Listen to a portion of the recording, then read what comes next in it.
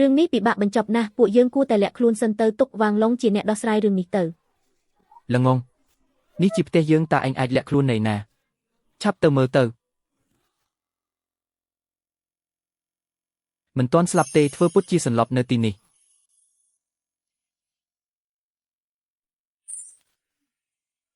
ពួកឯងជាមនុស្សល្ងងចាំមនុស្សរបស់ខ្ញុំមកដល់ពួកឯងកុំស្ដាយក្រោយមនុស្សរបស់អ្នកត្រូវខ្ញុំដេញចេញដោយពាក្យពី3ម៉ាត់មនុស្សល្ងងមកដល់ហើយយ៉ាងម៉េចបើដឹងថាឯងអន់យ៉ាងនេះខ្ញុំវាឲ្យខ្លាំងជាងនេះវាឲ្យសំបីតែម្ដាយឯងក៏មើលមិនស្គាល់ដែរត្រូវរកវិធីហៅមនុស្សមកជួយយើងបើមិនអញ្ចឹងទេសៀវយិននឹងទ្រាំមិនបានទេ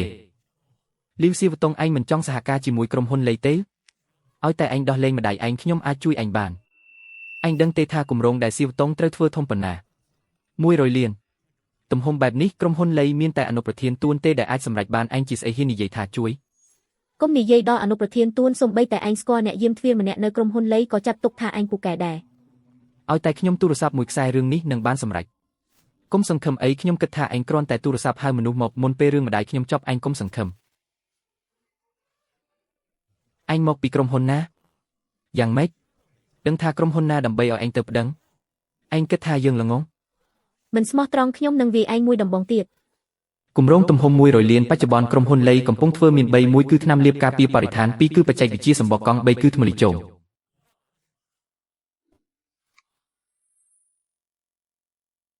ហេតុអ្វីបានជាឯងស្គាល់គម្រោងរបស់ក្រុមហ៊ុនលេច្បាស់ម្ល៉េះ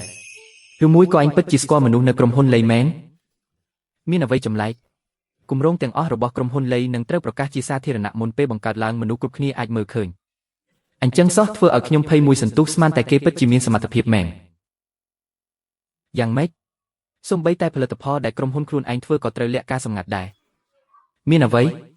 យើងធ្វើថ្នាំលាបការពារបរិស្ថានអ្នកផ្គត់ផ្គង់ថ្នាំលាបការពារបរិស្ថានមានក្រុមហ៊ុនចំនួន7បានដាក់ឯកសារដេញថ្លៃក្នុងនោះមានប្រធានក្រុមហ៊ុន4ដែលខ្ញុំស្គាល់ក្រុមហ៊ុន2ទៀតនៅទីក្រុងផ្សេងដូច្នេះក្រុមហ៊ុនដែលឯងនៅគួរតែជាក្រុមហ៊ុនហៃជីប៉ា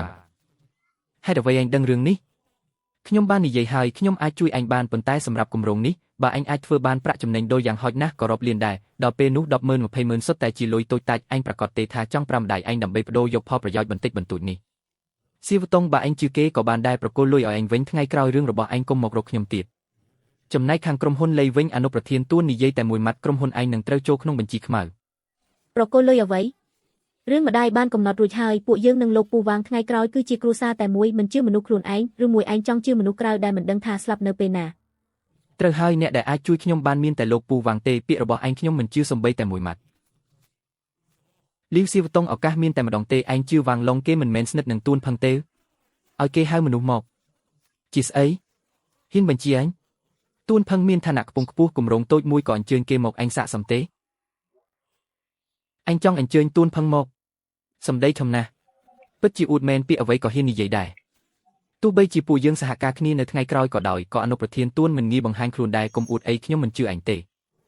ឲ្យគេហៅមកខ្ញុំចង់ឲ្យស៊ីវយិនមើលផ្ទាល់ភ្នែកថាអ្នកដែលនាងជ្រើសរើសជាមនុស្សបែបណា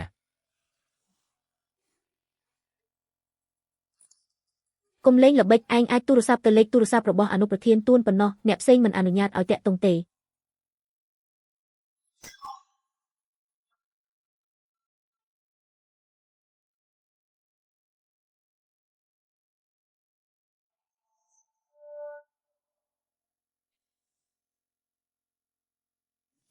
គេពិតជាមានលេខទូរស័ព្ទរបស់អនុប្រធានទួនមែនលោកលីទោះបីជាចង់ចាក់ចេញក៏នឹងប្រាប់ខ្ញុំដែរយ៉ាងម៉េចលោកលីហៅលោកលីគ្រោះថ្នាក់ណាស់ទៅហើយអ្វីឯងមានលេខទូរស័ព្ទរបស់អនុប្រធានទួន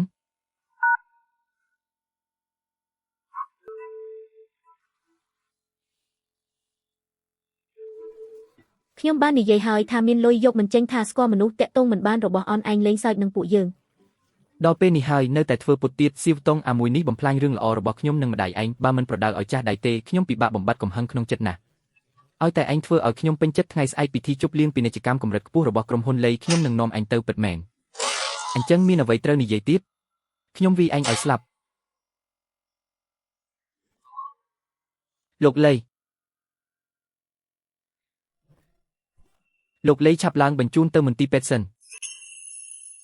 ឈប់សិនពួកឯងមានសិទ្ធិអ្វីមកយកមនុស្សពីផ្ទះខ្ញុំថយចេញទៅ